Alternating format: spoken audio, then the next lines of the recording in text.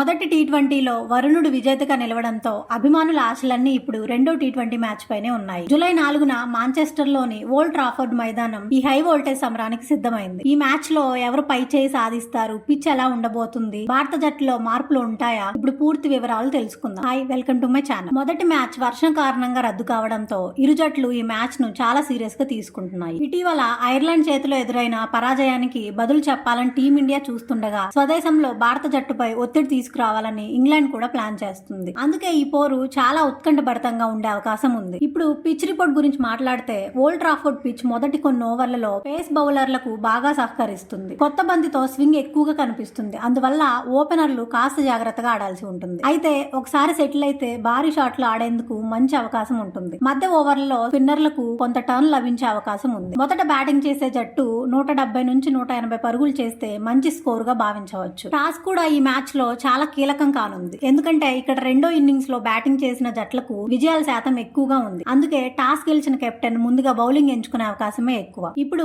భారత జట్టు ఎంపికపై అభిమానుల్లో చర్చ జరుగుతోంది. యువ ఆటగాళ్లకు ఎందుకు వరుస అవకాశాలు ఇస్తున్నారు, ఎందుకు కొత్త కాంబినేషన్లను పరీక్షిస్తున్నారు అనే ప్రశ్నలు వినిపిస్తున్నాయి. దీనికి ప్రధాన కారణం భవిష్యత్తు. రాబోయే టీ20 ప్రపంచ కప్ ఆస్ట్రేలియా, న్యూజిలాండ్ వంటి వేగవంతమైన పిచ్లపై జరగనుంది. అందుకే ఇప్పటి నుంచే యువ ఆటగాళ్లను అలాంటి పరిస్థితులకు అలవాటు చేయాలనే ఉద్దేశంతో భారత జట్టు మేనేజ్మెంట్ ప్రయోగాలు చేస్తోంది. భవిష్యత్తులో బలమైన జట్టును తయారు చేయడమే దీని లక్ష్యం. ఇక వైభవ్ సూర్యవంశీకి అవకాశం ఇవ్వాలంటూ అభిమానులు సోషల్ మీడియాలో పెద్ద ఎత్తున డిమాండ్ చేస్తున్నారు. అయితే ఈ మ్యాచ్ లో అతడికి అవకాశం రావడం కాస్త కష్టంగానే కనిపిస్తుంది. సిరీస్ చివరి దశలో మాత్రం అతన్ని ఆడించే అవకాశం ఉంది. బ్యాటింగ్ ఆర్డర్ లో పెద్దగా మార్పులు ఉండే అవకాశం కనిపించడం లేదు. సంజు శాంసన్, అభిషేక్ శర్మ ఓపెనర్లుగా కొనసాగవచ్చు. ఆ తర్వాత ఇషాన్ కిషన్, శ్రేయస్ అయ్యర్, తిలక్ వర్మ, శివం దుబే కీలక పాత్ర పోషించనున్నారు. బౌలింగ్ విభాగంలో రవి బిష్నోయి, సూర్యన్ షెట్గే ఇద్దరికి అవకాశం దక్కొచ్చు. ఫాస్ట్ బౌలింగ్ బాధ్యతలను హర్షదీప్ సింగ్, హర్షిత్ రాణా చేపట్టే అవకాశం ఉంది. మొత్తానికి ఈ మ్యాచ్ భారత జట్టుకు చాలా కీలకం. యువ ఆటగాళ్లు తమను తాము నిరూపించుకోవాల్సిన సమయం ఇది. ఇంగ్లాండ్ సొంత గడ్డపై ఒత్తిడి పెంచుతుందా లేక